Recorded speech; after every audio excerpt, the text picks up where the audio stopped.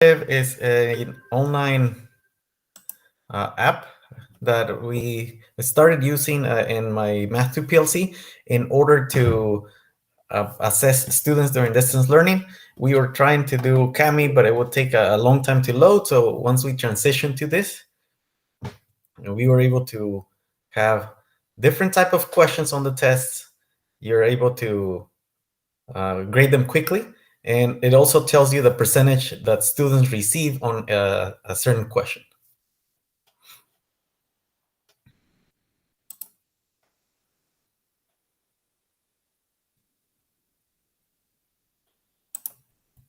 All right, someone's asking. Here's the link to sign in and the slides. All right, welcome, Nancy. Is everyone able to access the slides and sign in?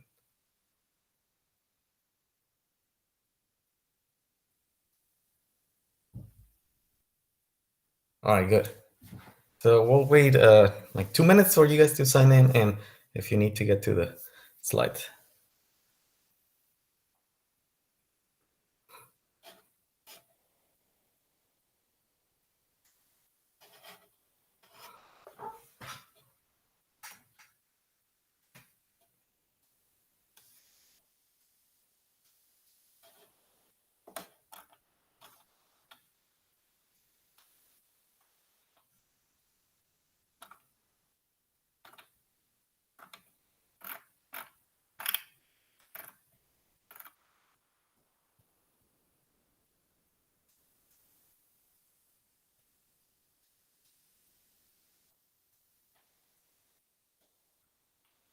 All right, welcome, Alexandra.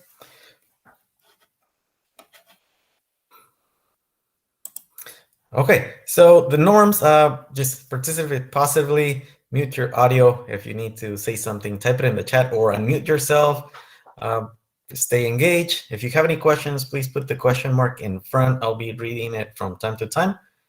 And if we have any tech difficulties, now it's much better than when we started distance learning, but we'll do our best. All right, so again, my name is Servando Navaez. Here's my email. I currently teach math and computer science at Alisal High School. This session is going to be a 1 hour length. It deals with lesson design, technology integration, assessment. We also use this for distance learning.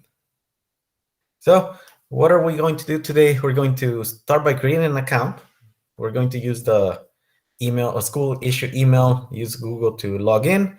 I created a very short assessment to show you what Formative is about, and you're going to experience this as a student. There's a typo there. So after that, we're going to show you how to create a Formative, and you'll have time to make your own. So we'll start by creating an account. First, if you could go to formative.com, then you're going to click on the dashboard right here, pointed by the arrow. And once you do that, the URL will change to app.formative.com. Then you start signing up with Google. So continue with Google. Then it will ask you for your password. And once you put in the password, that's it. You would be logged in. So now wait a little bit for you guys to log in. Morning, Mr. Mendoza. It's Mata. Oh, it's Mata? And Navaez, it's very interesting because I was looking for the link over and over, and I just decided to hit that video thing, and that's where it sent me here. So I'm not sure if there's a link somewhere where you can find it so that I know exactly how to get in here. So maybe there's other people just like me, not technology knowledgeable, and just kind of hitting everything to see if something works. How to get into this session? Yeah, I didn't see a link. Oh, I just hit that video, because after hitting so many things out there.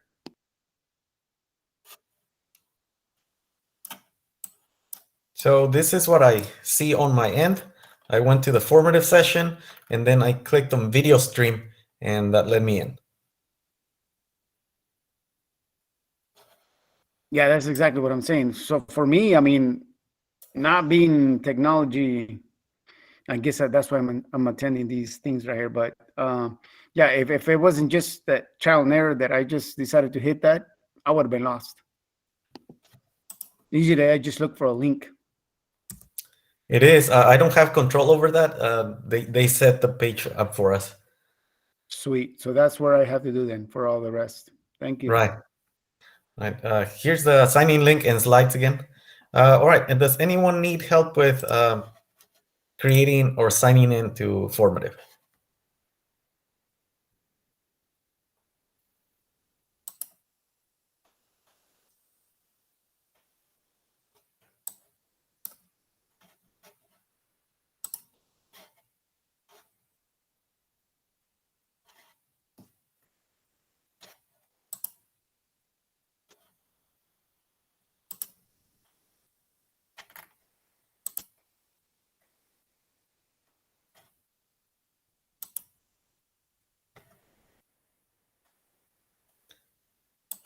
All right, next I'm going to be assigning it. I'll show you how it looks on my end.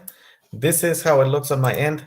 This is what you can project to the students. So the students would go to app.formative.com/join. They will enter this code and it will allow them to join. Also, you can do this through Google Classroom, but I don't have a Google Classroom for you, so I have to go through the guest option. So if you guys could go to this link right here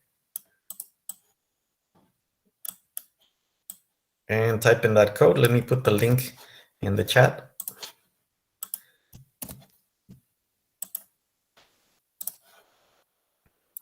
And then type in the code.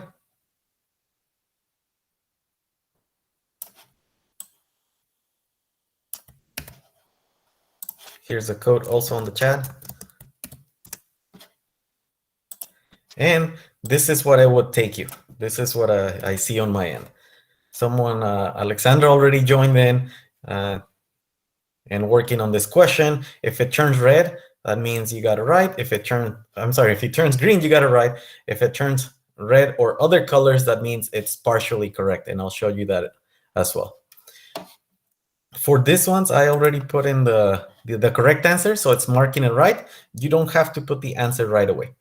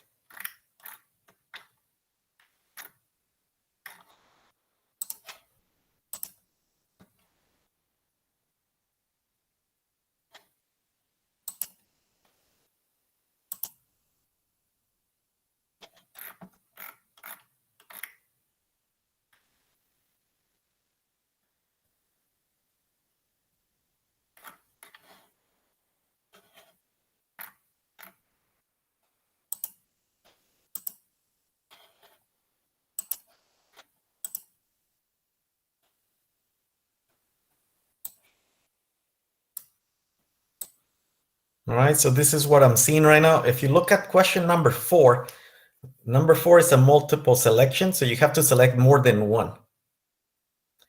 Right now it's marking it as partially correct.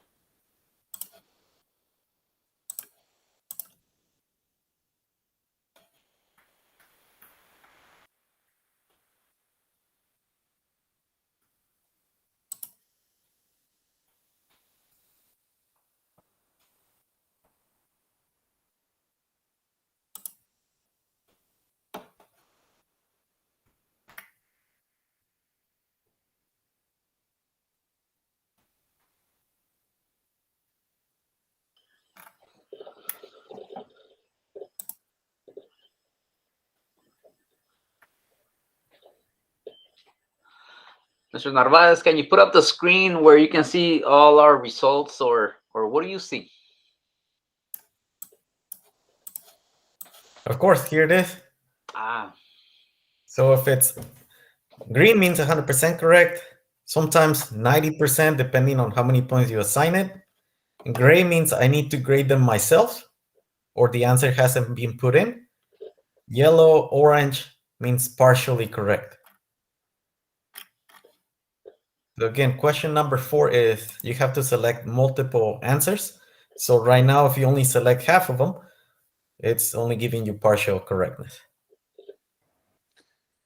Hey, one question. If we signed in as a teacher, how do we sign out and sign back in using the code?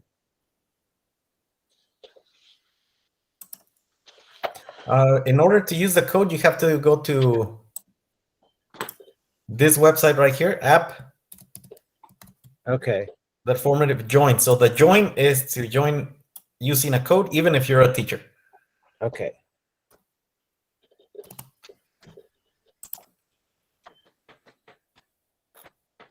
Okay, we'll wait a little bit longer for people to finish the quiz. Then I'll go over some of the results and how it looks, and then I'll explain how to get one started.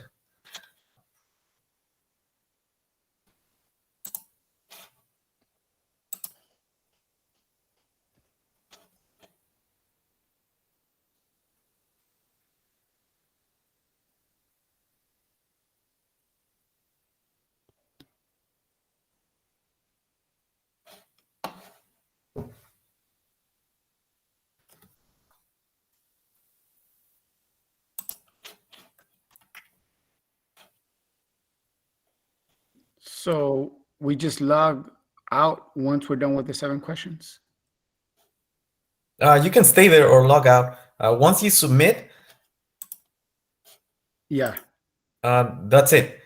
Depending on what you choose, and I'll show you that, you are able to let the students see everything once submitted. You're able to block them from seeing it. You're able to give them access so that they can modify their answers. So there's the different settings that you can apply.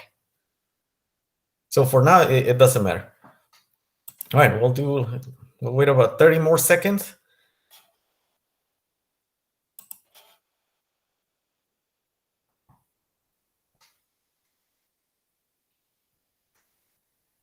There's a question that says that they submitted all the, it doesn't let them submit. Oh, never mind. I just didn't know if you had read it.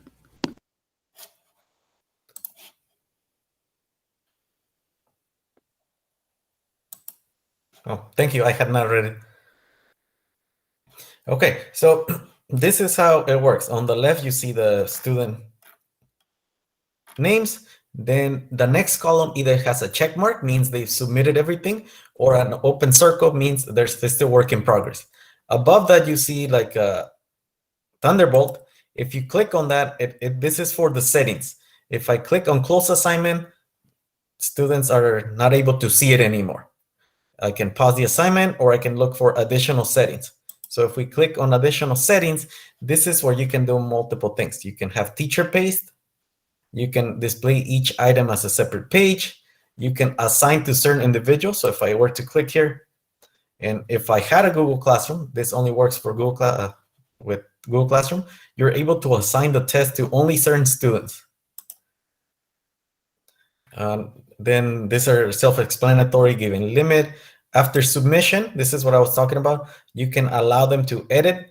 You can make sure that they can't see it, or you can leave it open so that they see the questions, but they are not able to modify them. I usually hide it just until all the students make up the test, and then I keep it visible with no edits, and they do test corrections on a separate piece of paper. You can also display the questions in random order. I didn't do that here, but if you do that, everyone will be in different order.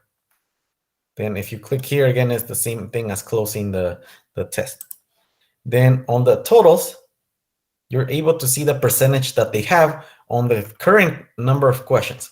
So if you look at the top person that the circle has enclosed, if they were to have everything correct, but only for 4 questions, it would have 100%. So this percentage is 100% of what they've done. Once they submit, it will tell you the percentage, the total percentage that they got. Then on the next section with the colorful section, you can see the percentage that people got on question 1, percentage correctness on question 2, etc. So I'm going to click on this one. So if you look here, the red means it's not very good. Orange is a little bit better than red. You can assign half, so 0.5. You can assign 0.75, and then the slider would adjust to it. This one automatically grades because I put the answer in. You can also provide feedback on each of the question if you type it in at the bottom right here. Now this one, number 4, it was a multiple selection, so you had to select 2 of the options in order to get everything correct. And then the ones in gray, I did not put in the answer, that's why it's like that. So if I were to edit, you would be able to see what the test looks like. And the question number 1 is a fill in the blank. You click here, add blank, and it would add the blank where you want to put in the answer. And you can put the different answers that you would accept. So if you, in this case, I put Selena's with the capital S and Selena's with the lowercase s. Those 2 would be marked as correct. And it gives you options. You can allow partial credit, partial match. You can show your work, require them to show your work. Like for math calculations, I always select that. They have to show the work. For this one, for the hotspot, this is a new one that I discovered recently. You select all the ones that are correct. I also selected that if they get something wrong, they will lose points. Right? Then there's the multiple choice. This one only allows you to do the one of them. You can also randomize the order of the questions. This is the multiple select. So if you select equal to 2 and bigger than 0, those would be the correct answers. You can add more answers. Just if you look at the 4th option, this looks like some calculus stuff. So it allows you to put the answers in multiple formats, also the questions. Then I'm going to go back to the responses. So if you look at question number 5 and 6, I don't have any answers for that. I'm going to go to 5, and on 5, it's saying x plus 2 equals 5. If you subtract the 2, you get 3. So if I add the answer as 3, and then I go back to it, it will update. So people that put 3 as the answer, now they're marked as correct, and so on. So you can have the test with no answers prior to assigning it, and then you can grade one person, and based on that, you can add the answers. Number 6 is a show your work. This one is going to be different for a lot of people. So if you just put show your work, you actually have to grade that one manually. So how would I do that? I go to the view responses, click on the question. Assuming this is one that requires you to have, for example, a math equation, and you need to check the work and correctness, then you can move the slider over to determine how many points you want to assign to this person. So let's say I assign like, 1 point for this one. The bar automatically changes to green or to whatever color points you assign.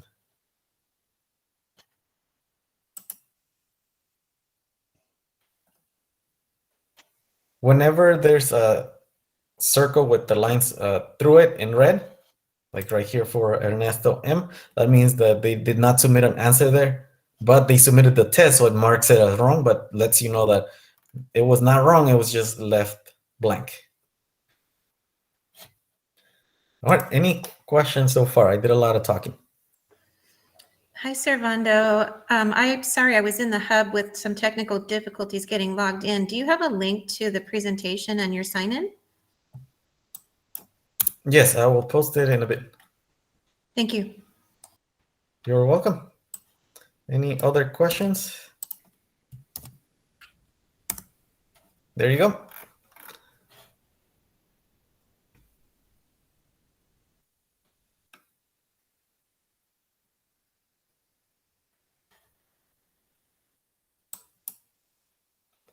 All right. There's no questions. Here's how you start a test. You click on New Formative.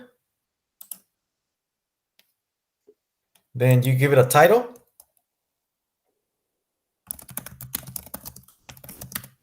Then you click on the plus sign, and this will give you all kinds of options that are available to you. Now, we have the paid version. The school site actually paid for it. If you don't have the paid version, there will be markings on which ones are available and which ones are not. I think it's like $4 to $9 a month if you want to do it on your own. So for example, you just click on fill in the blank, and right here it tells you what type of question it is. If you click on this drop-down box, you can always change it. You type in the question, and if you click on add blank, it will add the blank where they're going to put in the answer. You can put in the correct answers or not, and then you can have them do work, allow partial credit, etc. And then you can just do this for every question. If the questions are similar, you can go to right here at the top right-hand side, click on these 3 dots. You can copy, move the question down, delete it, copy it, would copy exactly as is. You can also change the value of this question. Let's say you want to make it 4 points, etc. In order to assign, you click on the assign at the top. These are the Google Classrooms that I have from last year, or you can click on guest students and then you would be able to assign. Today I clicked on guest students. So if you click there, it gives you more options. You can assign it, and this is what I was showing you earlier. Then to view the responses, you go to here. So I'm going to go back to the previous one. Let's say you are in the one that we took today and you want to see what the students would see. You click on preview, and this is how the students would see it. This is how you saw it. So if you want to see how your question would look like, you can always go here. And this gives you an idea of what it's going to look like. Then if you like it the way it is, then you just stick to it. Otherwise, you move to a different one. And if you want to take the test yourself, you can also take it. You type in the code, join, take the test yourself, and you will be listed as a guest. And this works also for tablet and cell phone. So this is how it would look like if you were using a different device. This also tells them the number of points that is worth. So under the question number, this I made all the questions worth 1 point, so it tells you what it is. And if you send them a message, it would appear right there. Or they can send you a message. Okay, any questions? In what ways would you say that this is better than Google Forms? This is better for us in the math department because you're able to show your work. So let's say you have a problem and it requires you to show work. Rather than doing it on paper and taking a picture and uploading it, this one allows you to do it automatically, just like you were doing it in this free form one. So if you look at this question, Matthew actually wrote it in. Salvador typed it in, so you get multiple options on how to do this. So students with the stylus or the mouse pad, they can type in the work. See, this person works for all schools. You can also draw feedback if you want to give them feedback. I like this one because it's available the whole time, and you are able to assign this one to specific students. So let's say some students didn't finish it or they're making it up, you just open it for them. Anyone else that tries to get access to it, it is unable to see it. So this way you can control who sees it and at what time. Also, Servando, you can see all the students' work at the same time, and you can see live what they're doing as they're doing the test. Right. So if you click on the, let me go back to where I was. So I clicked on view responses, and let's say we want to see the work for question number 6. You click on question number 6, and you can see what the student was doing right here. All of them at once. So if you just want to do a quick check for understanding, this would be the way to do it. Thank you, Mr. Ledesma. And also in math, I kind of like to grade the same question. That way I kind of memorize what the answer is and see. So I can check, okay, question number 1 only, right? That one's good. Question number 2, and so on. And as they're doing it, yes, it would update live. Does all of SUHD have paid access? I don't know. We have paid access in the math department at Alisal. There was a student, a teacher using it. She convinced us to start using it. We talked to the math specialist, and we got the paid version for the site.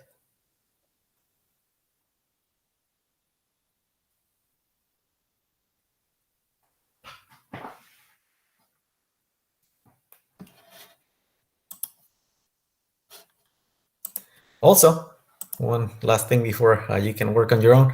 Let's say you want to share this one with other people so that they work at the same time as you. You can always share it. So if you click on share, then you type in the name of the person that you want to share with. Everyone could work on this assessment at the same time. So if you want to have a common assessment, you can be working on questions 1, 2, 3. Someone else could be working on 4, 5, 6, and so on. And this way, everyone collaborates. It updates very often. So that way, everyone can collaborate at once.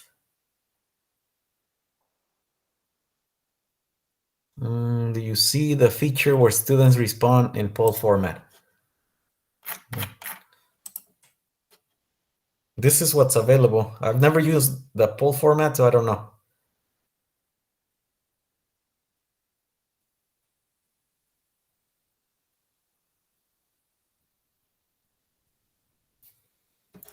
The answer is I don't know for poll format.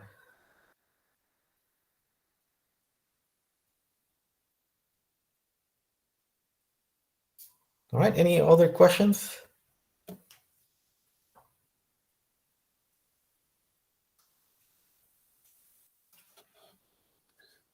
How would you say this compares to Google Forms?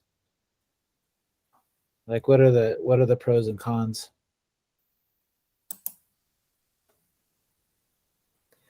In Google Forms, the last time I used it, students are more limited on the free draw, the show your work.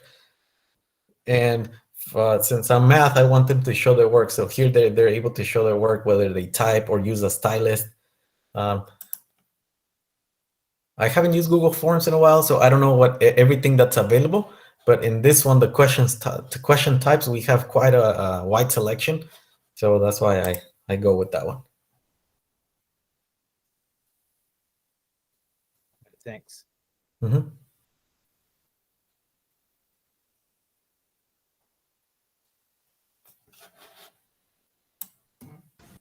I have a question. Just like Google Forms, if you whatever score that they get, if you have a link to Google Classroom, will the score be linked to the Google Classroom automatically? I don't know. I don't link anything to Google Classroom. Okay. I like to have the freedom of putting it in. Last time I tried it, I struggled. Like some of the scores would update, and I was unable to change it. So now I don't link anything. So I haven't tried that. Okay, thank you.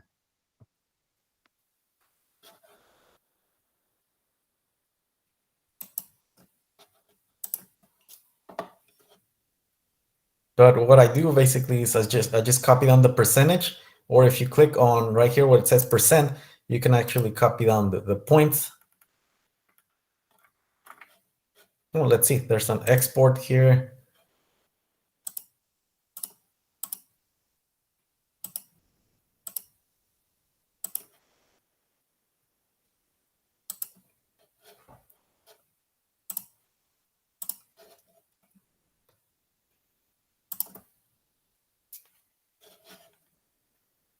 All right, if you don't have any more questions, I'll be here. You get a chance to work on an assessment that you would like to create. I'll be here. If you have any questions, I'll do my best to help you out. Yeah, one more question. What strategies would you recommend to, I know our students are so good at passing around the answers to each other. And it's great when they have to show their work, because that helps, because you can see that they did it. But does it randomize or mix up question orders, or what things would you be able to do to help make it more difficult for students to do that? Well, I went to the properties right here on next to the Thunderbolt. So first, I can close the assignment, right? That now no one has access to it. Okay. When you're here, you can restrict to individual students. This only works if you have a Google Classroom. So right now, nothing happens. But when you click on this one and it turns red, everyone's name on that Google Classroom that has a test assigned, the names show here, and you can determine who has access to it and who doesn't. Also, if you click right here where it says after submission, if you click make hidden, as soon as they submit, that's it. They are unable to see it. You can open it and it's just visible. This, of course, they would be able to take pictures of this if they were at home. Yeah. So I make it hidden, and I only open it when they come for test corrections during after school. Ah. You can also display the questions in random order. So this one right here at the bottom, if you click there, you can display the questions in random order. And then on each question, you can also display if it's a multiple choice, the options in random order. Okay. I work on this one along with GoGuardian. So with GoGuardian, I limit it to a certain number of tabs.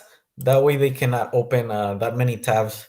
And you just have to walk around, make sure their phone is not out so that they don't take pictures. Yeah. Okay. Thanks. You're welcome. All right. So I'm going to post the eval link if you guys could evaluate the session. Again, right now you have time to work on your own. I'll be here to answer any questions. Thank you for attending this session.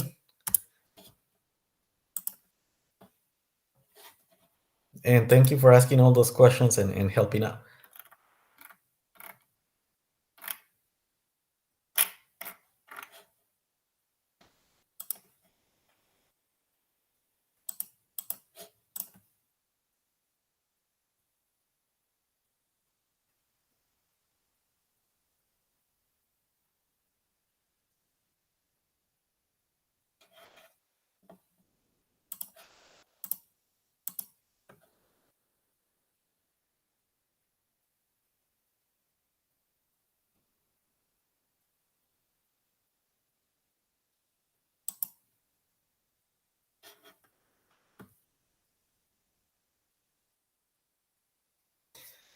If you have a Google Classroom set up, for example, let me show you.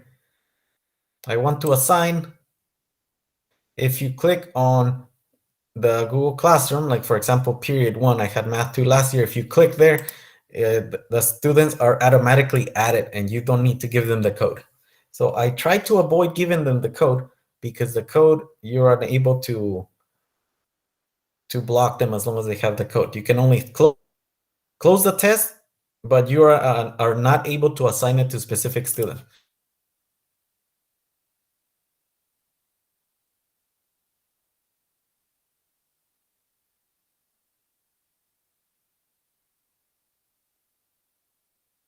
Right here, and you can select which one you want to assign it to and which one you don't want to be able to see it. So the code right here, this code that wait, hold on. This code, you only do it as a last resort if they are not in your Google Classroom, but it is preferred if you use the Google Classroom.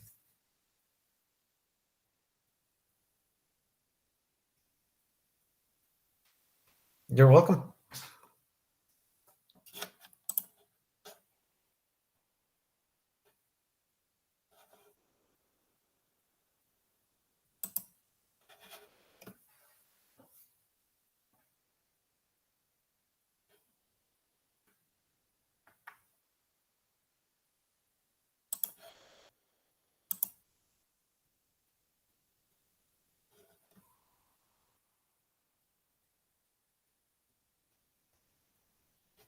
Oh, one last thing I forgot to tell you.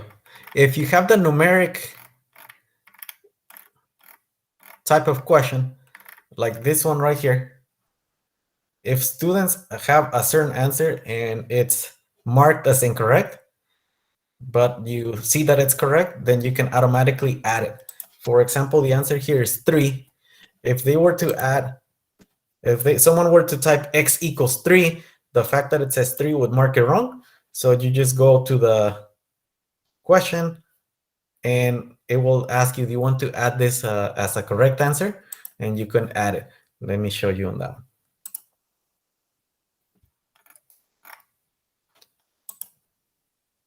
So like this person, Alma, put x equals 3. If you look at this, she got 0 points, but you know that x equals 3 is correct. You slide this circle over and it'll ask you, do you want to add it? You say yes, you add it. And now everyone that has x equals 3, their answer will also be updated. You might have to refresh.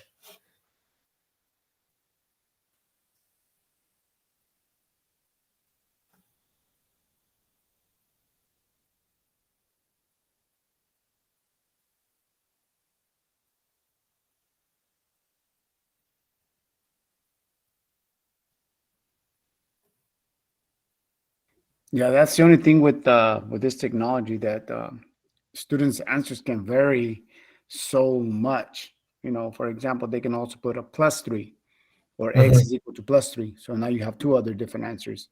But yeah, I'm glad you can do that. Just rather than you going back one by one, like you said, if you can add it, then it'll be cool. That way you don't have to go back and look at everybody's work and see that it's correct. Yeah, that's a huge time saver. So like that one was question 5. Now that I went to question 5, you see that one was added as a correct solution.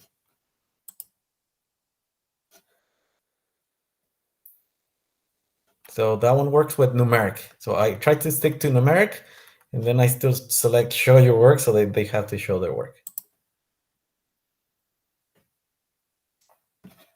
Do you know if capitalization counts?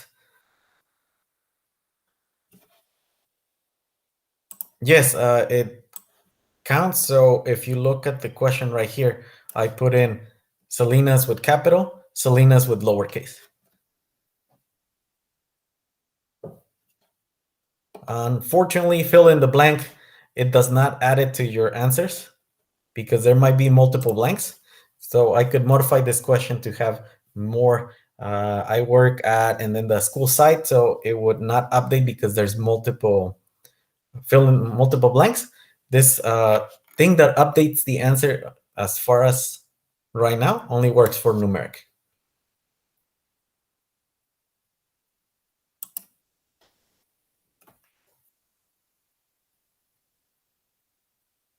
Yes, it would be marked as incorrect.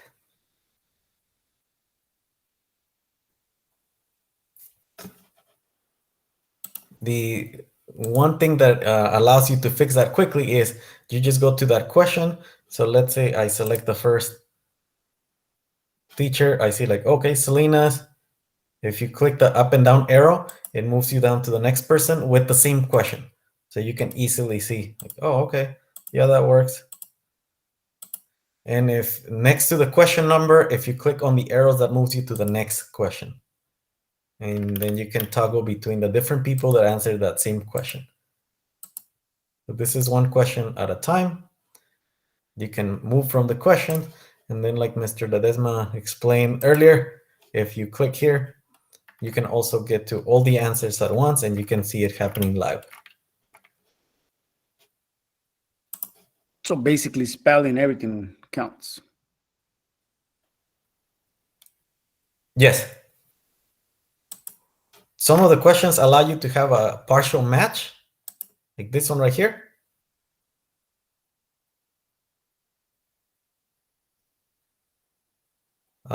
Since I teach math, I mostly go for, yes, the answer is correct, and then I check the work to see if there's any mistakes or everything is good. So I haven't really played with the partial match. I'm not 100% sure how it works. I'm assuming you wouldn't give them partial credit if they spelled it cell nuts, just skip the I. You would still give them full credit. So I'm thinking that's maybe the partial match you're talking about.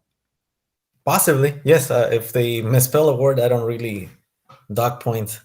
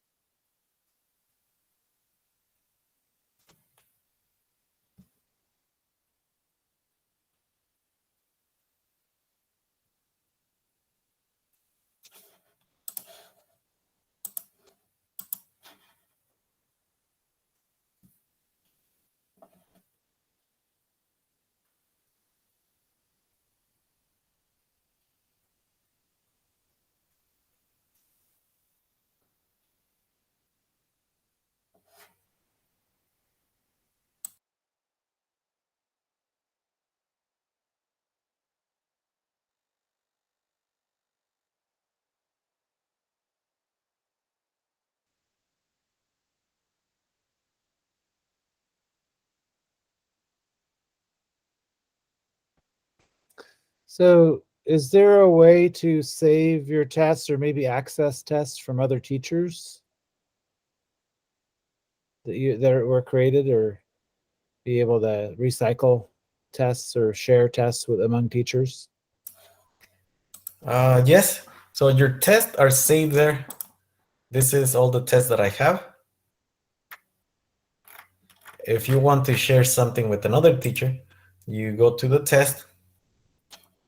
You go to the top right-hand side with the three dots, and then this is what's available to you. If you click on share, you're able to type in the name of the person that you want to share it with. Okay. And you can determine what they do. If you want them to only be able to assign, there it is. Or if you want them to be able to collaborate, and then you can click the edit. Oh, great. And they receive an email when you did that. Got it. Nice. Thank you. You're welcome.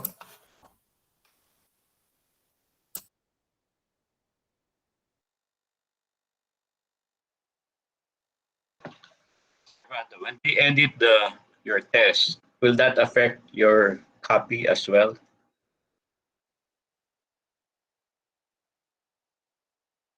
If you share the test and you allow them to collaborate on it, whatever they do will change it.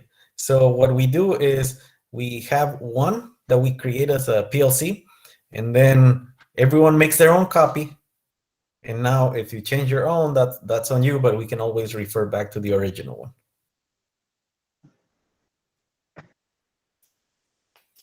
When you create a new one, it says cloned. So you can, it keeps the same title and it adds the word clone, so you can tell which one's the new one.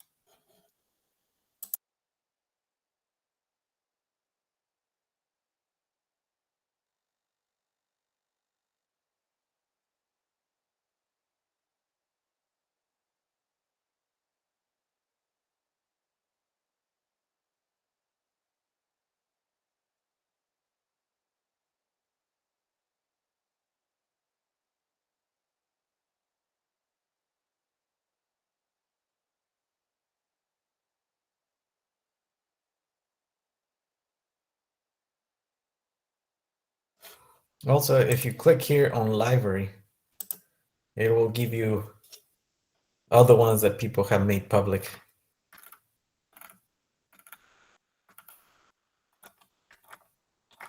I have not played with those since we create our own, so I don't have much information for you on that. You can also make up your Google Classroom, update the students that you want there, add students, etc., and look at the different tests that you have. So on the one that we took, there is 14. That means 14 people took the test. On this one's right here, there's 11 out of 11. So it means that all 11 people have access. Here, only one person has access. So it tells you different things about the tests. And of course, the lock means it's not open. You can change that. And you'll see the green thunderbolt that will let you know that that one's still active, and depending on your preferences, students might still be able to see it. I always close them so that no one's able to see the test until I pass them all back.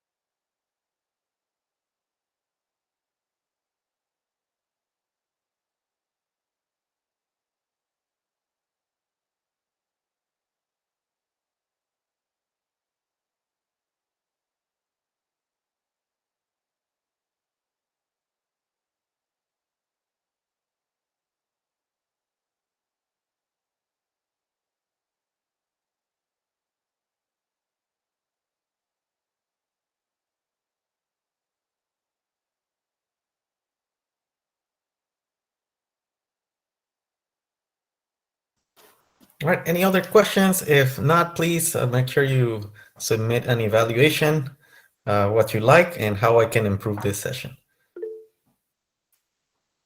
You are welcome. Yeah, thank you so much. You're welcome. Hopefully you had a good learning experience. It was awesome. Thank you. Yeah, thank you. I'll keep on playing around with it. It's fun to look around. All right, there's quite a few things to explore, and they keep adding new features. Yeah, it looks like it. All right.